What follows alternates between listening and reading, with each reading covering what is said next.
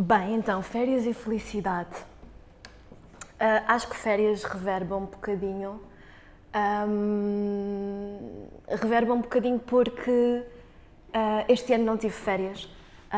E acho que o ano passado também não, mas dentro desta impossibilidade de não ter férias, cada dia tentei encontrar um lugar que pudesse fazer o mesmo propósito que essa ideia de férias. Então, lembro-me que era muito comum, depois do almoço, fazer uma sesta de 2 horas, isso eram as minhas férias. Mas sim, nesta perspectiva de tentar descansar, de tentar, de uma forma ou de outra, ter uma atitude mais interior para comigo, mas também uma espécie de reflexão para com o mundo e na forma como eu me incluo nele. E eu acho que isso para mim, sim, pode ser férias. Sim. Bem, felicidade. Felicidade não sei, acho que se calhar podemos passar à outra. Ana, estou aqui em Peniche, porque eu sou de lá, e estou aqui a tentar perceber como é que posso levar 2 amigos meus, que eles, portanto, é o Francis e o Steven, eles vieram do Afeganistão. Entraram na Suíça, entretanto houve uma complicação gigante com termos de papéis, legalizações, etc. E tiveram que voltar para Sevilha. Ficaram em Sevilha e estavam neste processo entre, ok, será que temos que voltar para o Afeganistão? Será que há a possibilidade de nos mantermos aqui? Ou quem sabe um dia mais tarde voltarmos para a Suíça? Bem, e aí começou toda uma grande aventura, não é? Portanto, nós saímos aqui de Lisboa por volta das 6h30 da manhã, éramos 2 mulheres a conduzir uma Renault gigante, e chegámos a Sevilha e o sítio onde eles estavam, portanto, era um quarteirão, assim nos subúrbios, e eu lembro-me perfeitamente que havia lixo, o lixo que havia na própria casa, porque nós entramos, chegava-me à cintura. Eu lembro do Steven me dizer, Ana, desculpa, tipo, sei que há muita coisa a acontecer ao mesmo tempo, mas eu acabei de vender, ou seja, o trabalho dele em Sevilha, a forma como ele conseguia ter algum dinheiro, era vender lenços avulso. Um lenço de papel, 7 cêntimos. Outro lenço de papel, 7 cêntimos. Eles só apareceram com uma pequena mala, colocaram às costas, vamos seguir caminho. Pronto, e assim foi. Seguimos caminho e o Steven, efetivamente, nós tivemos que passar pela fronteira, não é? Irún, Biarritz, etc. E o Steven disse, eu adorava ir a Paris, porque é a manifestação dos direitos das mulheres, bora a Paris. E visto que nós íamos fazer toda essa rota, por que não levá-los a Paris? A Paris. E assim foi, chegámos a Paris, a minha prima preparou assim um grande almoço, almoçámos todos juntos, entretanto fomos para as ruas, e o Steven e o Francis sempre um bocado com medo, não é?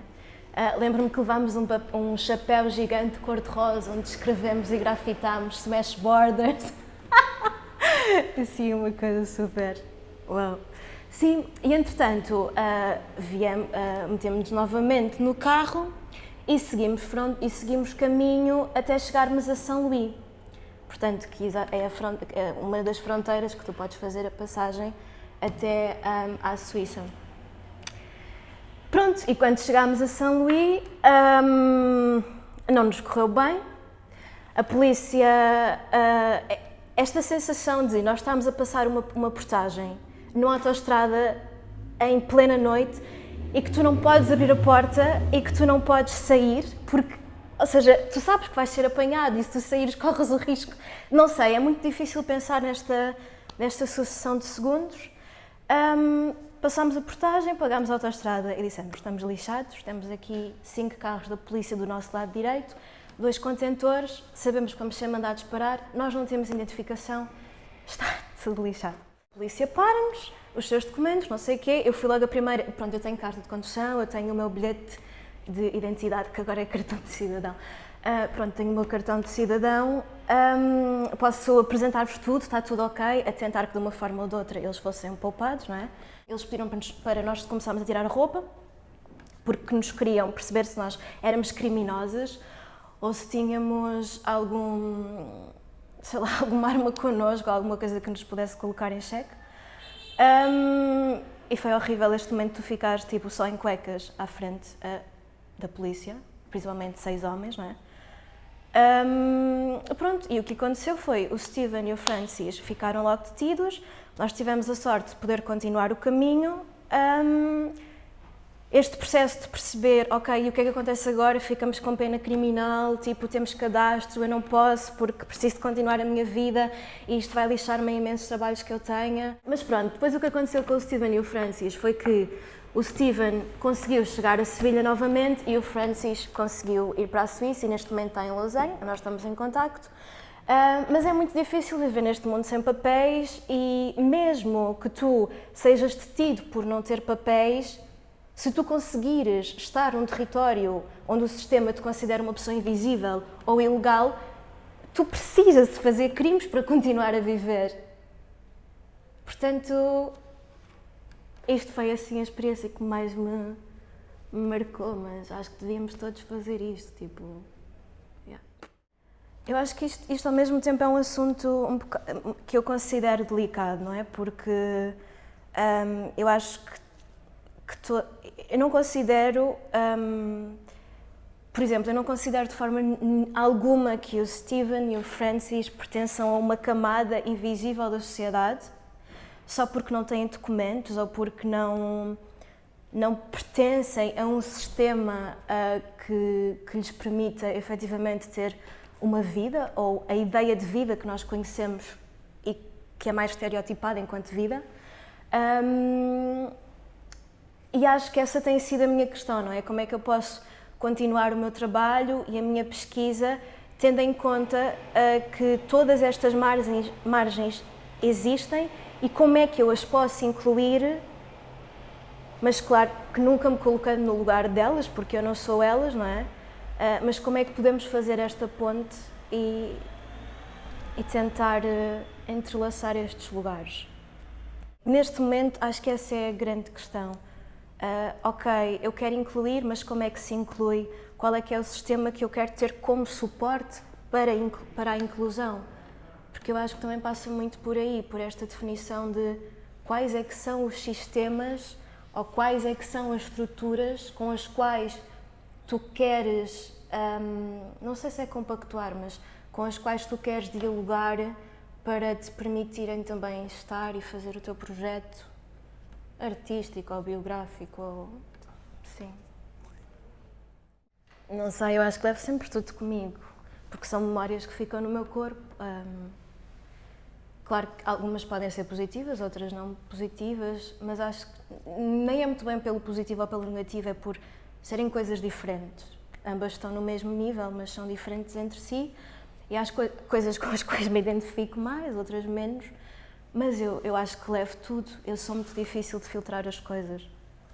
É muito difícil para mim fazer o filtro. Eu acho que essa pergunta da tábua rasa vem um bocadinho ao encontro daquilo que me fez procurar também a filosofia. Porquê? Porque ou seja, acho que porque eu fiz um mestrado em filosofia, enfim. Portanto, antes de eu fazer o mestrado em Filosofia, terminei o conservatório na Escola Superior de Teatro e Cinema, pronto, que é a Escola Superior de Teatro e Cinema, não é o conservatório, e saí de lá, bem, super, eu não sei se é isto foi super castrador. Eu nasci com a internet, pessoal, tipo, eu não sei o que é as grandes referências ou essa informação que os professores me estavam a transmitir, tipo de grandes espetáculos teatrais, de grandes clássicos. Eu cheguei a Lisboa e, sei lá, para mim o grande boom foi os teatros com solteiro. Portanto, também acho que há aqui uma questão de gerações a terem atenção. Teatro Praga, assim, o Tiago Vieira, Miguel Bonneville, etc. Portanto, quando eu cheguei... e lembro-me que tinha uma colega minha na Escola Superior de Teatro e Cinema, que era a Inês Lago, que nós tínhamos assim conversas super... Mas Ana, tens que perceber que isto também existe e isto também... Ok, ok Inês, mas tipo, eu não vi, eu preciso experienciar coisas, de aceder a elas. E ela, lembro-me que tínhamos assim essas conversas e... eu já não me lembro da pergunta. Saí do conservatório com esta... Não sei, quero mais, mas também não sei o que é que quero, isto não foi desafiante o suficiente, preciso de conhecer, preciso de ver, preciso de mundo, preciso de outras coisas, preciso de ler mais livros, preciso, sei lá, de tanta coisa. E então, assim, numa tarde, decidi concorrer ao mestrado de Filosofia e entrei e fiquei super... Ok, existe um outro lugar e eu acho que posso, de uma forma ou de outra, posso tirar desta faculdade ou deste mestrado um bocadinho desse sense of place, que não sei, mas este sentido de lugar, ou não sei muito bem a expressão, pronto.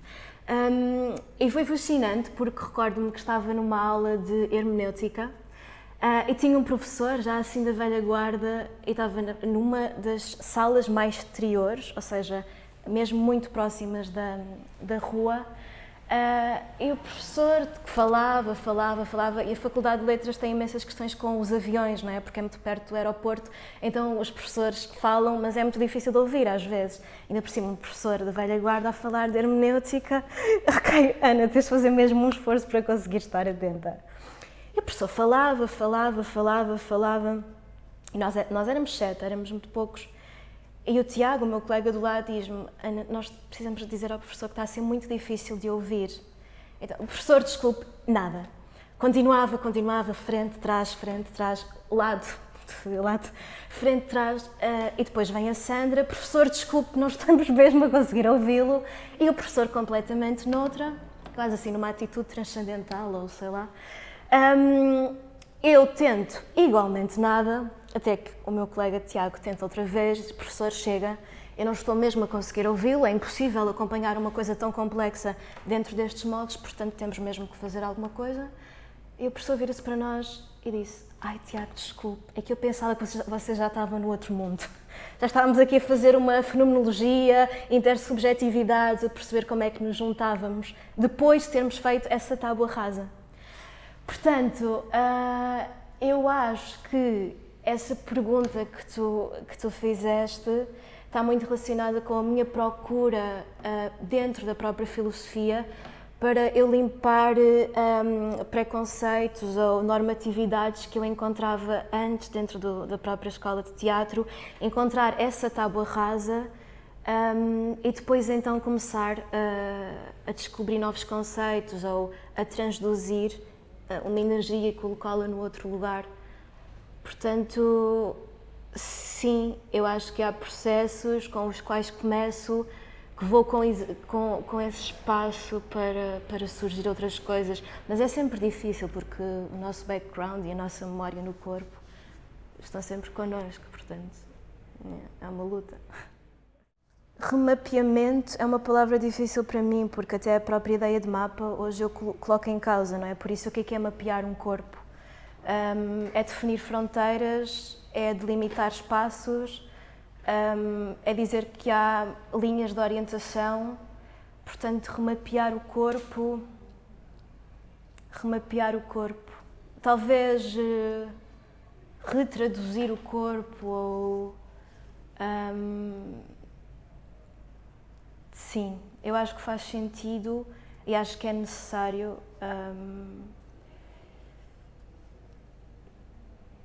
sim, reescrever, acho que novos lugares dentro de... Sim, e depois também recorro muito à ideia de coreografia, não é? De que forma é que nós podemos coreografar um corpo, sendo esse processo de coreografar ou de performar ou de ressignificar um processo que vá ao encontro também com as minhas necessidades e com as necessidades daquilo que eu acho que o mundo também precisa, ou que o mundo também diz que precisa, mas também acho que esta ideia de coreografia tem que ser uma coreografia que não é compor em tempo real, mas que é fazer um processo de autoatualização em tempo real. Porque eu acho que é muito necessário nós também não nos levarmos muito a sério e termos, sobretudo, uma coisa que eu acho incrível, que é a capacidade de espanto. Não é? Hoje em dia é difícil espantarmos. Eu acho que é muito importante porque isso também nos dá uma potência qualquer para continuarmos vivos, não é? O espanto. Uau! O espanto é muito importante, acho que às vezes faz muita falta. Então é também como é que podemos reescrever este corpo com essa capacidade para o espanto e o que é que daí resulta? Um corpo que se espanta. Uau! Sim, faz sentido contemplar principalmente esta ideia de suspender, mais do que parar.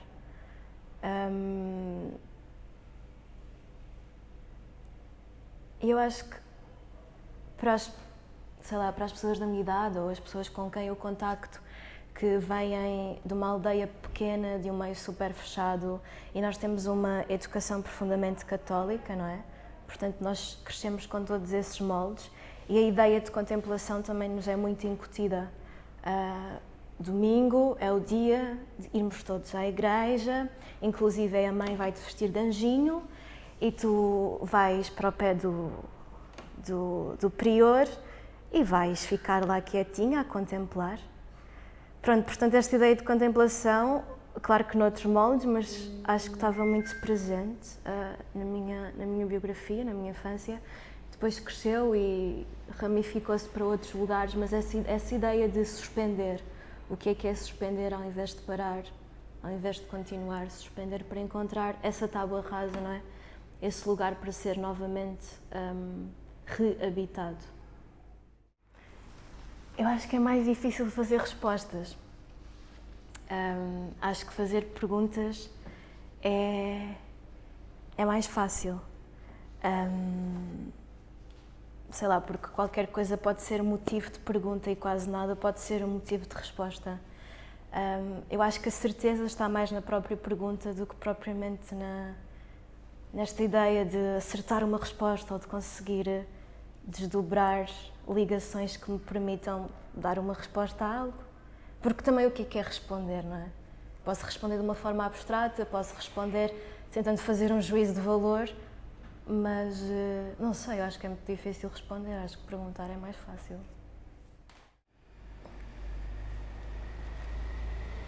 Assim, eu não posso dizer que não gostava de ser lembrada, não é? Porque acho que essa ideia de lembrança é uma perpetuação de um medo ou, não é, da morte enquanto fator de tudo vai desaparecer, vai ficar tudo disforme. O que é a morte?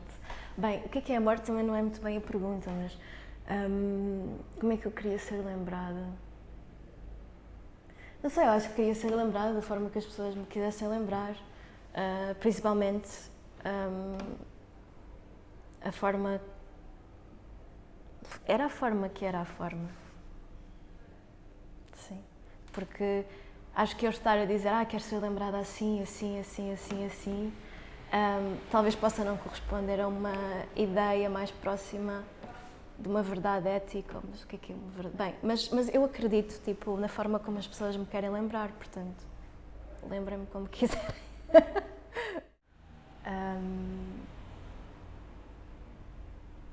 Eu acho que ia perguntar, eu estava-me a lembrar de uma pergunta que é o que é que podemos fazer daqui para trás, e se formos a fundo nesta questão, o que nós podemos fazer aqui para trás é nada, porque não podemos fazer nada durante estes dois anos, era 2 anos, quando o Covid, ok.